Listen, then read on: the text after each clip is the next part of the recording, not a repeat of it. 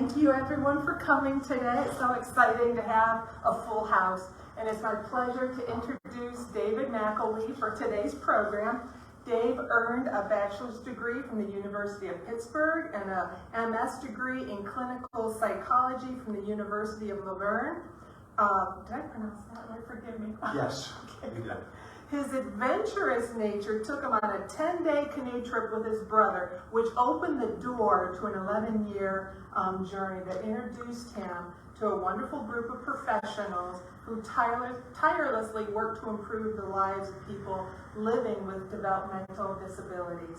Dave's career included research, developing training programs, conducting workshops, and somehow in the midst of all of that, an idea for a book took hold. And Dave is here today to tell us about that journey. So thank you, everyone. Well, first, that was very nice. Thank you for the introduction. I do appreciate that. Everybody here, thanks for being here. My name's Dave McElwee. I'm going to take you on a journey about the 20-year process of writing My Afterlife. So the title of the presentation is, not that, is Inside My Afterlife, a 20-year-old tale. It's a 5-act presentation. The acts aren't going to be that long, so don't get too nervous. Okay, I'm going to have a PowerPoint. I'm going to have a little dialogue as we go through, and I'm going to introduce you to kind of the genesis, the origin of where the book came from and all those kinds of things. I'll probably repeat a thing or two of Janelle's, what she said, because it's kind of part of the process, so you can like blank out at that point in time. What I would like to do is, make sure I do this right, is welcome everybody, okay? I want to thank the Bradford Public Area Library for providing the space for today's presentation, and specifically for Janelle, who kind of put it together. And a special appreciation to you folks that are here also, and the people who are on the live stream, which I appreciate you all coming here. Your only obligation to me today is tell 10 friends to watch it on YouTube once it's posted on the Bradford Area Public Library. Thank you very much. And I would also like to thank my wife, Deb, who put together a gift basket for someone here today with a My Afterlife book in it and some other kinds of things, a bottle of wine, those kinds of things. So read and then drink the wine, or do together. So welcome. Thank you all for parachuting in here today. As a Smethport native, I've always thought of Bradford as a close cousin. To me, it's like, feels like a friendly backyard. I remember as a child coming to the big city to shop for school clothes. Despite my protestations, I followed my mother's instructions and tried on all 3 colors of the same pants. Accepted her reminder that school shoes are mandatory and avoided eye contact when saying yes to new underwear. I somehow managed to survive the shopping ordeal, knowing a hamburger, french fries, and a pop await at the Red Barn. During this presentation, additional influences of Bradford will become evident in shaping critical elements in my life and writing My Afterlife. And here's a current example to demonstrate the Bradford connection. So, My Afterlife was published February this year, 2023. So we got thinking, well, what are we going to do to promote this thing? Because apparently that's what you're supposed to do. Well, Deb and I sent a letter to Janelle, and she responded saying, hey, that would be a good idea. And so we went back and forth. But the cool part is, and this is the Bradford connection, is she ends the first email saying, hey, I had a teacher X amount of years ago in Bradford, and that teacher happened to be my brother, Steve. So, like cousins, Bradford. So, during today's presentation, we may listen to a little music, view a few slides, and be read to all before nap time, taking a journey leading to the publication of My Afterlife. All I know is this: we start at one point, we end at another, and we do things in between. It's good to be alive, and thanks for being here. Act 1, the fusion. Now, element Simply defined, fusion is a process combining element A with element B to come up with element C, something brand new. Okay? With fusion in mind, let's join your cousin's party with an unwrapped birthday party, and unwrap my afterlife's 20-year-old story. So, to commemorate Smethport's 170th birthday, well, hello, come on in here. My Afterlife is a novel set arriving just in time to celebrate Smethport's 170th birthday. Coincidentally, the story concludes following the extraordinary fireworks capping Smethport's 150th birthday. My Afterlife is this writer's account of an odyssey ending that night in the cemetery while the town folks surround the lake cheering the aerial light show closing the Sesquicentennial 20 years ago. My Afterlife reveals a story of small-town friends as though watching them through a rotating kaleidoscope. Together, they face emotional ups and downs, but none more profound than the blunt force trauma of watching another's kaleidoscope cease to rotate. Loss is a circumstance all of us must unfortunately encounter. Given this inevitability, be sure to cram as much on your timeline with family, friends, and fun as you go along. To me, memories are tangible as they're held forever in our mind, thus always present. Think of encountering a friend after the passage of time. Generally, the conversation drifts to shared experiences such as a happy merry-go-round ride, an ice cream cone, or seeing a palomino trout in the creek. Memories can make you feel as though your leaves are green again. Thanks. Therefore, I like to think of life as a mathematical miracle given the following. The probability of you existing at all comes out to 1 in 10, followed by 2,685,000 zeros. Binazar concludes the odds of you being alive are basically 0. It seems we have beaten Binazar's odds, okay? None the worse for wear. Thus, I call this my accidental life, okay? Act 2, reflections. Having established that we all have a timeline, it's natural to look back and review our experiences. Reflecting on our past is just part of being alive. And we accept the fact that everything we expect to happen can change in the blink of an eye. So hold tight to those you love and embrace the journey. The Delusionist, okay? This is a piece I wrote, understanding that authors often share their journey in life with the audience, okay? And the writing process.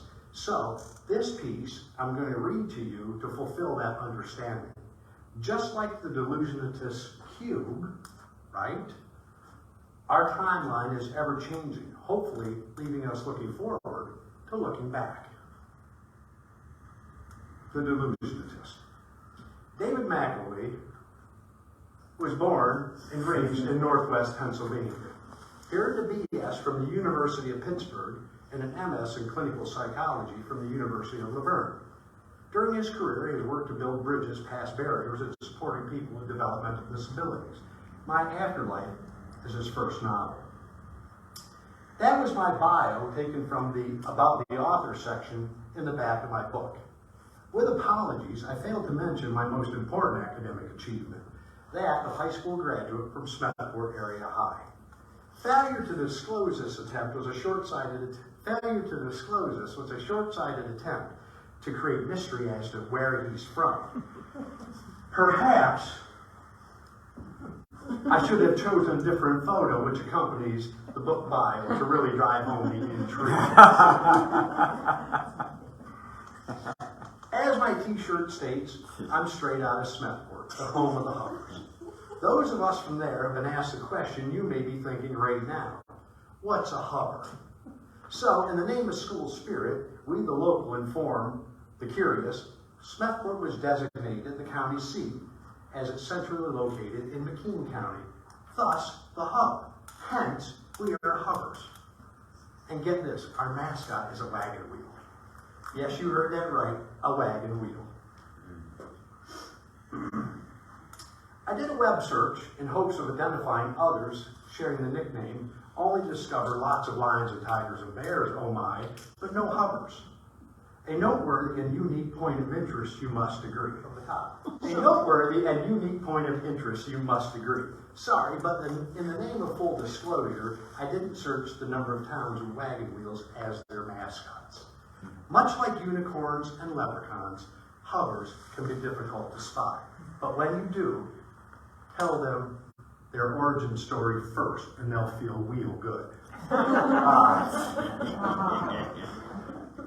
I must confess, writing My Afterlife forced me to realize I aspire to be a certified delusionist, thus my current academic pursuit. Polly Pry, my inspiration, is credited with coining the term in an 1887 article published in the New York World newspaper describing delusionists as having the ability to create an alternative reality by mixing truth with misrepresentation in such a way the story sounds plausible. Polly called this effect delusionosis and warned the public, those with this ability have the choice to use it for fun or folly, so beware. Polly's fascination with delusionists began during the Wild West era after attending a county fair in her home state of Colorado. She recalls, I experienced a clang in my brain upon hearing the grandiose promises of snake oil salesmen extolling the virtues and curative powers of their newest elixir. Their pontifications and proclamations are camouflaged with fancy words and phrases flowing road, compelling unsuspecting fairgoers to believe that drinking their elixir cures whatever ails. So I decided to investigate. By this time, Polly was a renowned journalist and now a waking skeptic. So she set forth to debunk the curative powers of these elixirs as false advertisement, but more importantly, to inform the public that delusionists are everywhere. So beware of in the presence of one with malintent. Polly concluded her research after a year traveling to county fairs across America, studying the claims of those peddling bold promises. During her examination, Polly reviewed available morgue records, confirming the elixir did not cure old age, nor the myriad of other ailments purported to do so. However, she found no evidence of complaint from those experiencing pleasurable effects of drinking the concoction. Despite this conflict, Polly continued to publish articles denouncing the influence of these delusionizing fabricationists, as she called them.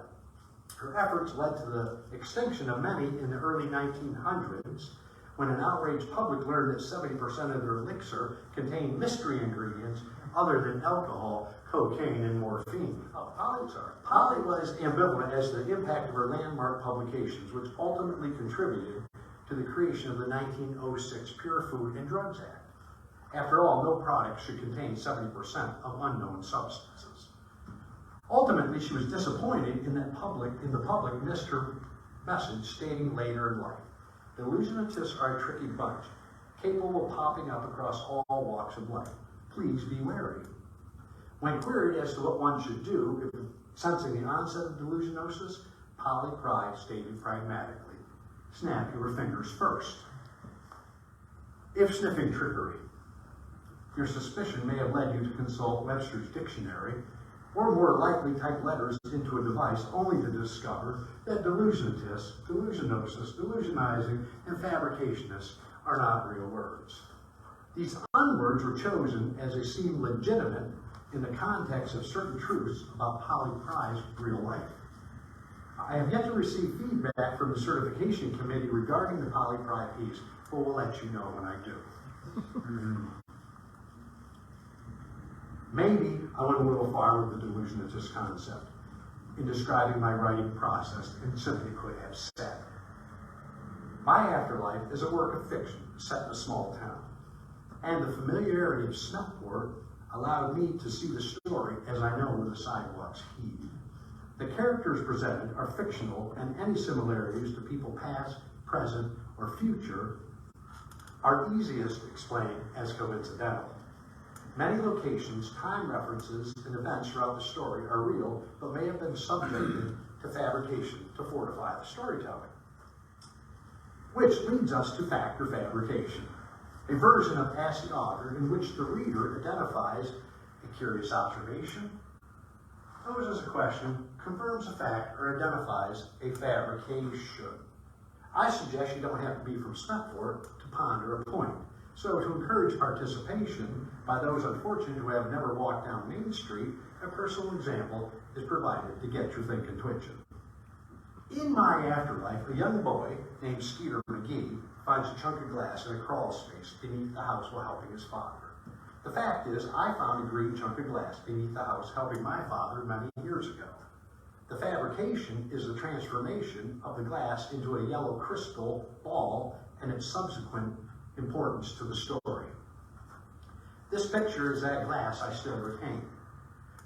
If so inclined, join the merriment and submit your comments using the contact button on my website to play fact or fabrication. But I jump ahead. After completing my undergraduate degree, started right here in Bradford at the Pitt campus, I followed traditional expectations and got a job. In my case, it was working as the overnight staff in a facility for 8 individuals with intellectual disabilities, developmental disabilities. Also right here in Bradford. I did more cleaning the first 4 months on the job than direct support. After a year, I left the job when my other brother, Chuck, asked I join him in Alaska for a canoe trip. No convincing was required, so as I'm fond of saying, I went on a 10-day canoe trip that lasted nearly 11 years. And it was during the canoe trip years I fell in with a group of committed professionals motivated to improve the lives of people with developmental disabilities. I was intimidated by the group's impressive credentials, thus mostly listened, but in time began to understand the complexities of the field and liked it. I enjoyed research, developing training programs, espousing clinical sensibility, but most importantly, never lost connection with those supported, because that's where the best learning occurs. It seems a niche had found me, thus my accidental career. A few years later, I was honored when asked to present and conduct a series of workshops with Dr. Todd Risley, in which we addressed deinstitutionalization, wraparound services, training, and the development of competent community settings for people with developmental disabilities. This experience opened the door to which I was compelled to step through. Thus, in 1996, I relocated to the East Coast, joining an organization in which the mission was to establish community programs for people with developmental disabilities labeled difficult to serve who were then in large institutions. I'm proud to say that we assisted with hundreds of transitions in the subsequent years. Cheers to the team. And as they say, all good things come to an end, whereupon I left the field in 2020, satisfied. During my career, I've been fortunate to have had excellent mentors and exceptional colleagues. Thanks. However, I would be remiss if failing to mention the most important lesson is from those living with developmental disabilities who ask a simple request. Treat me like a real person. Salute. So, now I'm here. With time available, I always thought it would be cool to write a book. And support from family and friends, and plenty of post-it notes. My afterlife is. Act 3, the reading. This is where I'm supposed to read to you folk, okay? So, I've learned it customary for authors to read from their work at these events. Never known to be unconventional, I'll do the same. Today's selection is from Chapter 3, titled Janitor and Junkman. It's a moment in the story when the cue changes everything, creating a significant reflection point for each character on their personal timeline as they journey through life. Janitor and Junkman, 1965. The McGees anticipated with great excitement Skeeter getting his first two-wheel bicycle before school. But with Mary's declining health, it did not happen. Skeeter lodged no complaints, understanding a bike is secondary to the time left with his mother. A couple of weeks after her burial, Skeeter announces to his father, "I think I'm ready. Mommy would want me to get a big bike so I can carry my books to read everywhere. Remember, she said the world is a classroom. That's great, Skeeter. I guess a bike will require fabrication to carry all your stuff, his father says, alleviating his son's unsaid concern. Fabrication sounds about right, Skeeter smiles, knowing his father means it will be fixed to carry everything. The junk man's home and business is up Irons Hollow, a couple of miles west of town on Route 59. A little bit of everything and a lot of other stuff too, the junk dealer is fond of saying of his collection. Barden Oates, or more commonly referred to as the junk man, appears to have an aversion to scissors, razors, and shears, given the hidden condition of his face. Hair from his head, sideburns, brow, beard, neck, and back most likely commingle, leaving visible his nose, eyes, and mouth opening when he talks. He's a hairy guy, is all Ben says, chuckling when describing the junk man to his son. Skeeter asks, "What's funny?" "Oh, something a teacher said when teasing the hairy junk man," Ben replies. "What was it?" the boy presses for further explanation. "Well, he said he's not sure if the junk man is an ornery human or a domesticated black bear, claiming he's never seen a shirt collar around his hairy neck." Ben laughs and Skeeter anticipates. The ornery rumor is dispelled when the jovial junk man greets Ben with a friendly handshake and Skeeter with a pat on the back. The men converse momentarily, then the junk man says, "Let's go look at the bikes." At this point, Skeeter can also confirm his flannel shirt has a collar, and yes, you can only see his nose, eyes, and mouth opening when he talks. Rounding the corner of the barn, Skeeter sees 3 rows of bicycles. He skips ahead, leaving his father to talk with the junk man. Skeeter examines each of the 2-wheeled wonders. After a considerable amount of time, the boy states, "I'll have this one," pointing to the pink buzz bike with purple decals and a yellow flower basket attached to the handlebar. The men look at each other and then ask, "Why this bike?" Addressing his father like a professor to a naive student asking an elementary question, Skeeter delivers a clear dissertation as to his well-thought-out selection. The junk man's interest peaks as the young boy prattles on about the area between the handlebars and the fender, the space between his knees, replacing the basket and putting a pencil box on the short back fender. Then Skeeter says with the confidence of an engineer, "I bet we fabricate this into a real bicycle book bag." When the 6-year-old boy said fabricate, the junk man was hooked. Unsure how to get involved in the fabrication project, the junk man begins to check the bike over to make sure it's safe. He points out the dry rotted tires, reporting he has good ones in another shed he'll put on. Then he says flatly, "I'm pretty good at fixing stuff and was listening when Skeeter said fabricate into a real bicycle book bag. Maybe I can help. If not, I just want to make sure your son's bike is safe." Ben does not take this gesture as an infringement on his fatherhood, but as something else, kindness. Skeeter takes the gesture as proof the junk man is a human and not a domesticated black bear, and agrees to the offer with one condition. The bike doesn't have to go fast, it just has to hold lots of books and stuff. After he is sure,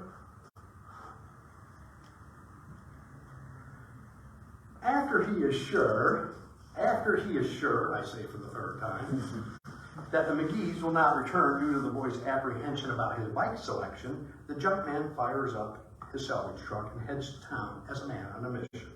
Poking fun at himself, he imagines if a flatlander were watching him through a gun scope, his bouncing head could be mistaken for a black bear driving the salvage truck. The junk man smiles beneath his beard, knowing how his friends portray him, and glad it's not bear season. Passing the pool on the right, the junk man is startled upon seeing the McGees standing in a very short line at the Tasty Freeze. Sorry. As he passes, the old salvage truck decides it's time to backfire and sputter, finally quieting at the Little League field as the truck approaches Main Street. Fortunately, the mechanical indigestion does not draw the attention of the father and son, as a common backfire is not as important as selecting an ice cream treat.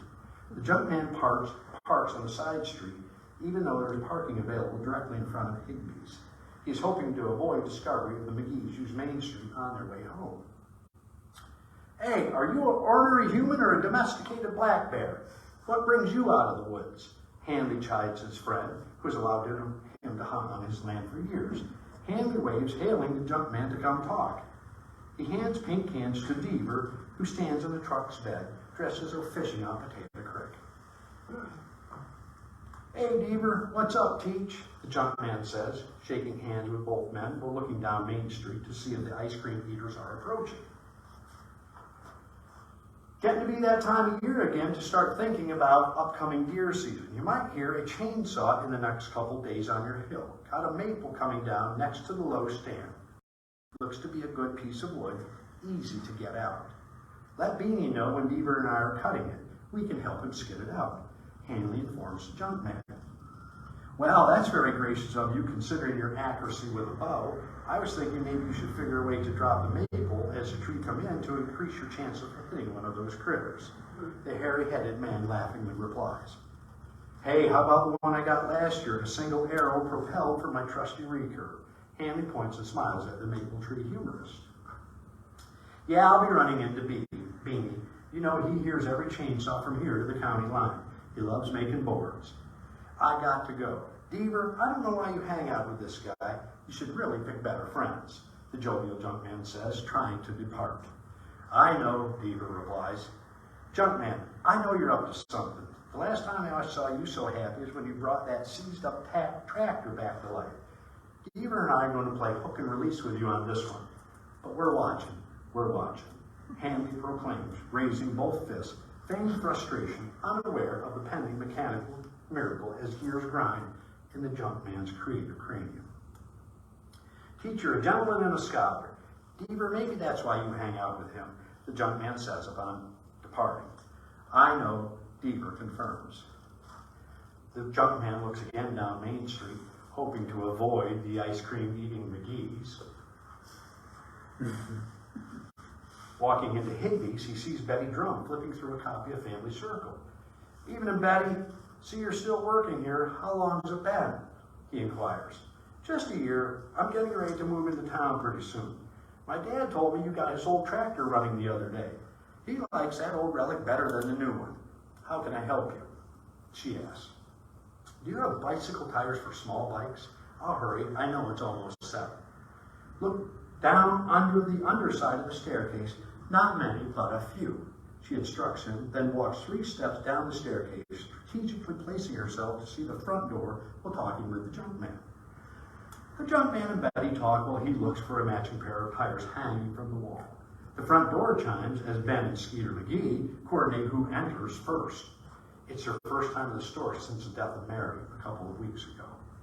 The McGees, she mouths to the junk man. The junk man mouths back, I'm not here. She looks at him quizzically and shakes her head. Okay. Good evening, may I help you? Betty says, approaching the recently widowed father and motherless child. Hi, Betty. Skeeter and I are wondering if you've gotten any new puzzles. It's been a while since we've checked. Skeeter knows the store is closing in 5 minutes. May we? Ben asks, aware of the inevitable discomfort associated with recent events. Of course, we just moved them to the front side of the staircase. Here, let me show you, Betty says, speaking loudly down the staircase, hoping the junk man can hear her. What else could she do? She watches Skeeter choose a 100-piece puzzle of the earth. It's dark and has too many pieces. For a boy his age, Betty thinks, all her brother would do is bang the box and lose pieces. Skeeter, why do you want this one? It will take a long time, just like the other one, Ben asks and reminds. Well, I think it will help me think of all the places I'm going to ride my new bike once it's ready. Skeeter says to his father in a manner suggesting, how could there be any other reason? Okay, let's pay Miss Drum and get on home, Ben says, toppling the hair of the aspiring long-distance cyclist. Waiting for his father to complete the transaction, Skeeter looks at the puzzle box and asks his father, Daddy, where is Earth on the universe? I'll show you when we get home. Betty's got to close the store now, he says, assuaging his son's curiosity. Are you going to be in first grade this year? Betty asks Skeeter, hoping it is a harmless question given the circumstances. Down behind the steps, the junk man wonders why. She continues the conversation. Yes, I made it by one day, he informs her, referring to his birthday. Good, my brother Will is going to be in first grade this year too, and the Higbee's daughter Molly. Betty smiles, handing the receipt to Ben. The trio finish exchanging pleasantries and say goodnight. The door chimes when they leave. Betty waits, and then she hears it. A creak from the bottom step. Betty waits, and then she hears the junk man whisper, "Psst, is the coast clear?" Yes, she bellows, laughing hysterically at the transpiring. She watches as the dumbfounded, hairy-headed junk man dressed in black ascends the staircase. He has a tire hung in the crook of each arm as though escaping the zoo with his favorite toy. Betty can't be sure, but believes she may have seen red from embarrassment shine through the junk man's bearded cheeks. Remaining quite quiet, Betty finishes the tire transaction with the junk man. Those aren't tire tractors, are they, junk man? She says, needling him with her teeth. Listen, Betty, can you keep this between us? It's kind of sensitive and private. He asks, feeling embarrassed and awkward. Yes, but only if I can tell you a joke. Betty smiles as he shakes his hairy head yes. What did the sleepy bicycle say when asked to be taken for a ride? He thinks, shrugs his shoulders, and shakes his hairy head no. Not now, I'm too tired, she blurts and giggles at the childish punchline. Oh, I'm sorry, I know it's past closing time. Please get some rest. Oblivious to the joke, and waves goodbye. The junk man is sleepy and sets the new tires on the bench next to the bike. Sitting on the worn recliner, he stares at it and begins imagining how to fabricate the buzz bike into a reliable mode of transportation, which also carries books and other things the boy will certainly require. He feels his eyes getting heavy, admitting to himself that he's just too tired to begin the work. Suddenly, he breaks into hysterical laughter, finally understanding the strange comment Betty Drum made regarding the sleepy bicycle. With renewed energy from the latent comedic inspiration, the junk man begins assembling the bike with visions of book bags dancing in his head. The next afternoon, upon entering the dirt driveway, the McGees watch as the junk man wipes down the reconditioned bicycle. The junk man has replaced the tires, cleaned the brakes, oiled the chain, tightened the fenders, and adjusted the seat and handlebars. The bike's road ready, informs the excited boy, then adds, I was thinking about the book bag and found this salesman sample of the portfolio carrier. It has dividers. Look. The junk man places the miniature carrier in the space above the down tube of the girl's buzz bike while explaining the fabrication strategy. Skeeter smiles and says, and because there's no bar across the top, it's easy to reach into the book bag.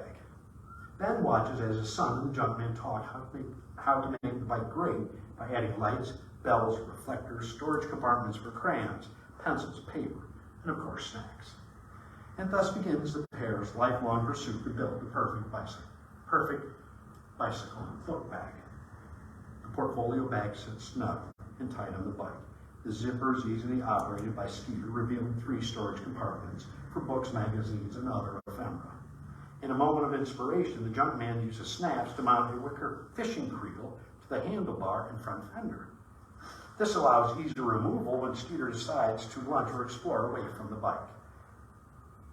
They call it the lunch creel.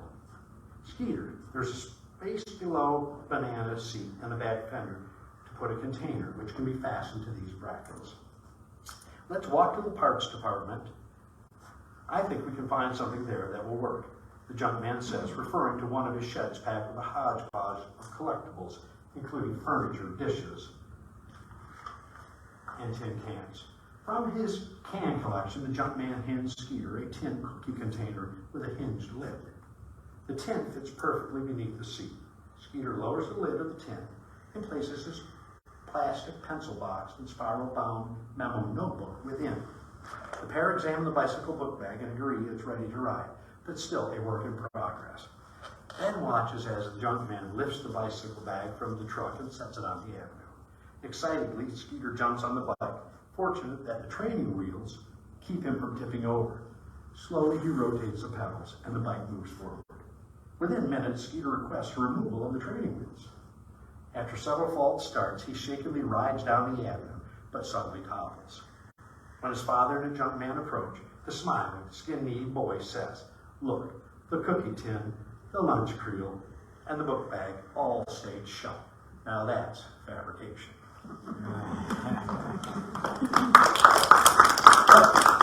Now that's fabrication. Okay, so that was early on in the book when this union of the junk man and the young boy get together and they have this lifelong partnership in trying to build this perfect bicycle book bag. I'm going to call this next act the reveal. It's like, where did this all come from, right? Where did this all come from? And we're going to go back to origin story, and we're going to go to fusion. Remember fusion? A plus B equals C, getting you something new, okay? In 2003, Smethport had its 150th birthday. It was called the Sesquicentennial, right? And it was a week-long event in which all kinds of fun activities were happening. I decided I'd like to join the merriment also and put together a CD of songs just for that party and for that event. So it started out as that, and it turned into Ode to Smethport, a story and song, okay, which was published, this was out in 2003. As it turns out, this was one of the symbols that was used at the Sesquicentennial, so I put it on the cover to make it look that way, right? And butterflies, kids love butterflies, and that's the address of that house, 121 Forest Avenue, where I was born and raised. And my two sisters were also born and raised there, and the two brothers I mentioned earlier. Well, that's also where Skeeter McGee spent his life growing up, right? Now, we never saw him in the house. These two will attribute to that, but he certainly must have been there, okay? So, that's part of the beginning of where this came from. To make it look authentic, right? I wanted to look like a factory-produced kind of CD. So, of course, there's the front cover with my cut marks. And then here's all the songs, right, that were on it, and they form this story. And then on the inside jacket, there was the alma mater, to which I took the liberty and added 2 verses, okay? And then, of course, the liner notes that would be on some kind of CD that if you were to go purchase one, right? Because I wanted to look kind of authentic and all that kind of cool stuff. Well, in 2003, after the Sesquicentennial, this book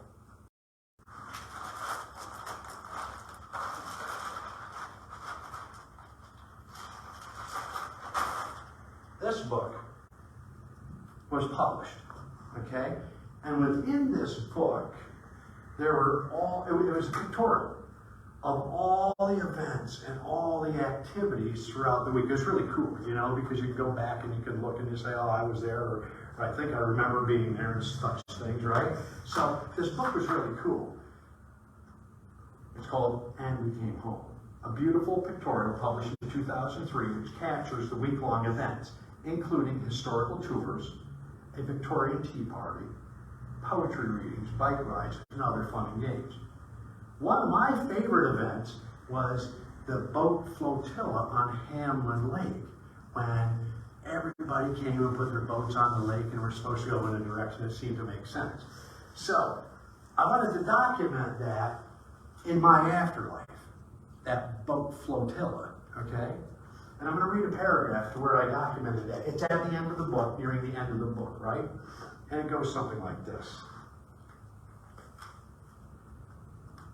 The initial boat launch causes chaos on the lake as each captain of their craft find their sea legs. Representing the theme, time to come home, all craft are to circulate right, representing hands of the clock. After several minutes, the lake is filled with floating craft circulating clockwise. Joan paddles through the traffic to the center of the lake, which provides a perfect vantage point to take pictures and make notes. Suddenly, her paddle boat is jolted and T-boned when a dented camouflage canoe hits it. The father makes a quick joke, an apology about hitting the hover buoy. His daughter reaches into her tote bag and hands Joan a compact disc labeled Ode to Smethport, telling her the stories are a song. Joan takes a few pictures of a camouflage canoe and asks the young girl if she can keep a secret. Affirming she can, Joan tells a little girl she is writing an article about the festival. The young girl replies, "I'll bet no matter what you write, it will be great. Good luck." As they drift apart, Joan asks the girl her name. "I'm Caitlin with a C, and no Y." Joan makes a note. Now, remember fusion? All that kind of stuff. This is where A plus B equals C. Okay?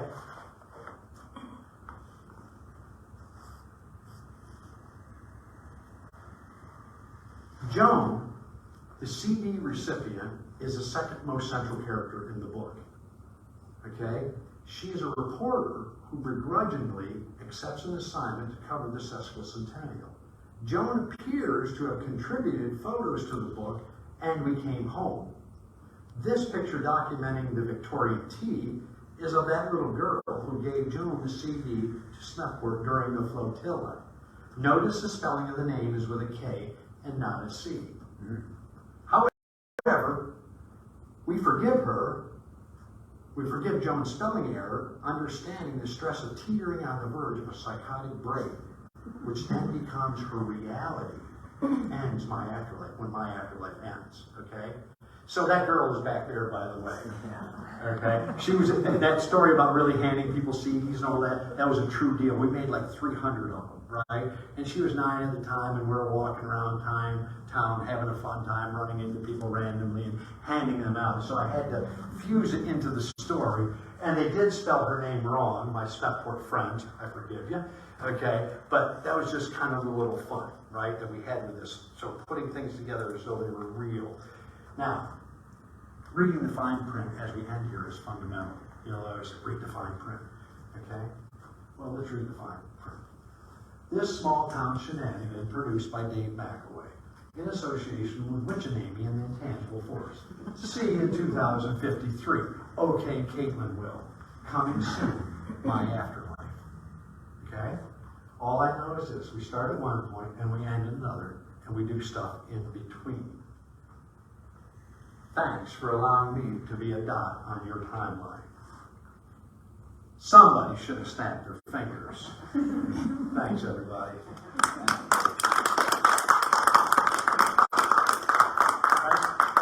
And just because, the shameless plug, right? My Afterlife is available at Barnes & Nobles and Amazon. Signature plates, if anybody's watching, consent and order confirmation, and I'll send you a signature plate with my signature on it. This presentation will be available on Bradford Area Public Library's YouTube channel soon, and coming in less than 20 years, my accidental investigation. Okay? There. And I am finished with my formal part. Thanks for letting me stumble through that.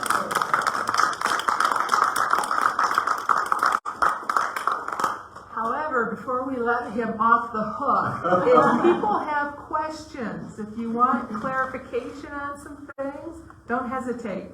Otherwise, I have a list. Yeah, this is where I'm afraid, right? Was your brother a football player in high school? He did. And you, My brother Chuck, he was a linebacker, and he still lives in Alaska, matter of fact. Yeah. Yeah. Thank you. You're welcome. Thanks for asking that. Anything? We good? I know there's a bazillion questions out there in online land. Sorry, we just can't deal with you right now, but maybe a promise to help 10 people. However, we do have I have several. Yes. But one pressing question Yes. that I never realized, and I read the whole book. Skeeter has a real first name, but it's never revealed, is it? Never. So. Well, here's the thing. I'm going to tell you. I don't know his first name.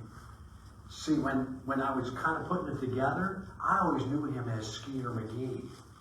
So when it came to that point in school, there was a point in school where she was going through the list because of the kid who was in the wrong seat, these kinds of things, and she asked him his name. he was very forceful in saying Skeeter McGee. So I don't know his first name. It was him from the beginning, and it just retained that. So I never put. So here's what we can do: if we can get someone we can develop something where we can raise some money named Skeeter McGee, Bradford Area Public Library or something. But no, he never did. He never did. It was always Skeeter McGee. Okay, so another question I have. What was the catalyst for writing this book? What, sparked you and gave you that shove to... Okay. I just wanted to see if I could do it. Like I had that idea 20 years ago with I had the drumsticks, I had the scapular patches, and I had the keys, and I had Skeeter giving them to friends, and that's all I had. And I said, that's kind of cool. Let's see how we can do this. So I just literally started to write, and then I would bump into problems, and then we'd go on long walks, and those problems would get bigger. But what I did find was my biggest hurdle was figuring out where to put the story, because every time I had to have people come together, they had to come from point A to point B to meet and all these things, and I couldn't put it anywhere. So finally, it was like, okay, put it where you know. And then it clarified the whole thing. So it was just kind of like a passion play for me, just to see if I could do it, And then once I got to certain steps, I said, oh, maybe something's working here. And I had encouragement from, my family and friends and those kinds of things. And then it was like, I wanted to quit, and then I couldn't quit, because what am I going to do tomorrow anyways? So that's kind of what happened. And you kind of hit on it in your answer there, but what made you really want to write about small town USA? Because it's what I knew. In my career, and my friends that are watching now, okay, ex-friends, not tease, but all my friends that are watching now, I always told them how much I love being from Snufford, being from a small town, and kind of the personal connections and seeing people that you over time and all those kinds of things. It just kind of made sense for me. Plus, I wanted it to feel like it was close and personal. And small towns seem to feel close and personal. You ride down Main Street of a small town. First time you see somebody, you wave. The second time you give them a half wave. The third time you look right. So I wanted to kind of feel close and personal that way. So, and small towns have good values, I think. We look out for each other, and people are neighborly and all those things. And I just like that. Did you have a question? No, just listening. She has many questions, as my older sister, like, how did he get this way? Oh, I'm afraid I know the answer. That's it. What was your biggest challenge during writing this book and as a writer? I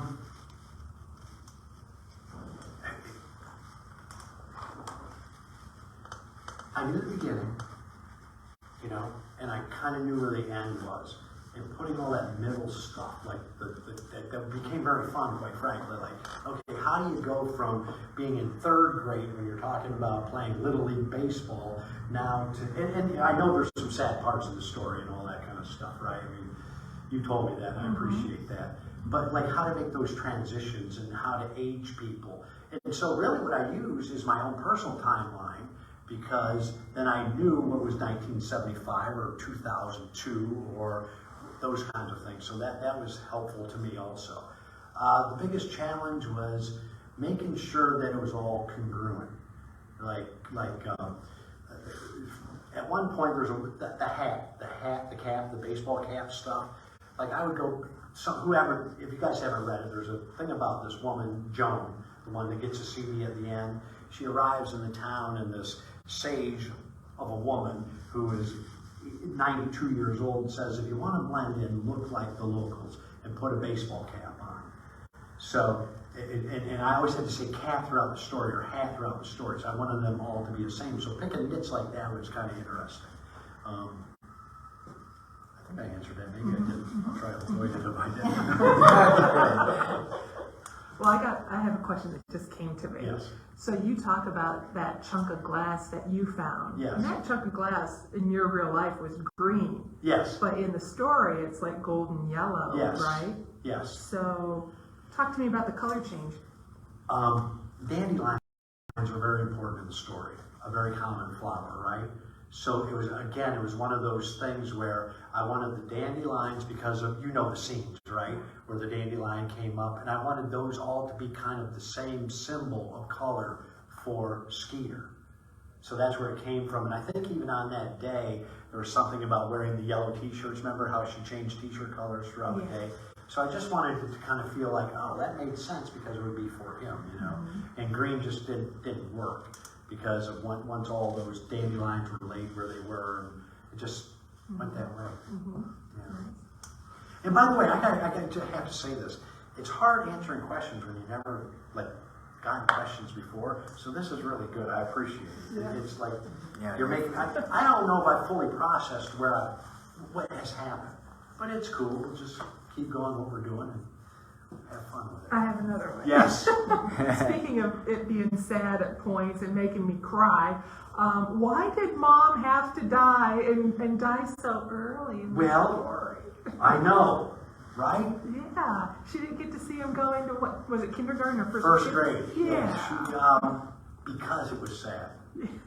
You know what I mean? Yeah. Because I wanted to try to do something that would be interesting and that also kind of reflected real life and those kinds of things. And I know bad stuff happens, and I didn't know where the story went after that, So it was just like, okay, this has to happen to move him forward, I don't have an Oedipus thing, so I'm good at that. So it wasn't that, Oh, that's real life. It was real life. Yeah, I just wanted to, here's that. I remember in the school, when you hear, their grandparents died or something like that, and it's pretty, it hurts, It's kind of a hurt thing, and that was his fate, Yeah, it was sad. What would you like your readers to take away from this book? I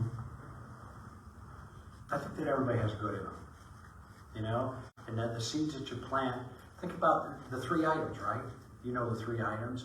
That was a seed that he planted then that came to really good things later in their lives. And I think that we all trip on lint, as I like to say, in life. We all trip every once in a while. But I think we just need to persevere, get up, walk forward, try to do the best we can, learn from where we've been, and become better as we move through our journey here. And I think that's kind of what that was all about. Yeah. So take it from there. I get into the thing about the decisions you make, the decisions on decisions and that kind of thing, and they're very important. So sometimes when you come to the T in the road, you want to look clearly left and you want to look clearly right before you make a decision. And then you still don't know, because that's the weird thing about life, because that little cube changes every time. So. Well, I think that's a good place to end. However, because we are on Facebook, Yes. and the people that are watching us on Facebook, I would like them to see what is down here at the library. Maybe Deb, do you want to? Yes. Do you want to do it? I don't know how to shrink wrap that stuff. It's a raffle for a reader's gift basket with a copy of My Afterlife and some other goodies in there. If you're a wine drinker or a tea drinker, there's some good stuff in there for you as well. So we're going to have that available throughout this week, because this is a fundraiser that you guys have made possible to us, so thank you. So obviously we want to get as many ticket sales as we can. So the people that are here, we are selling tickets, and then we'll sell tickets throughout the week, and then draw a winner, okay? That'd be great. And if anybody is online, can they some way contact the library if they're so inclined? Right. That'd be beautiful. Right. That'd be great. Okay. We just wanted to, Deb and I wanted to show our appreciation for allowing us to come here and speak and those kinds of things. So we appreciate it. Okay. Yeah. So again, everybody, thank you for coming, and Dave, thank you for the wonderful presentation Thank you. and sharing.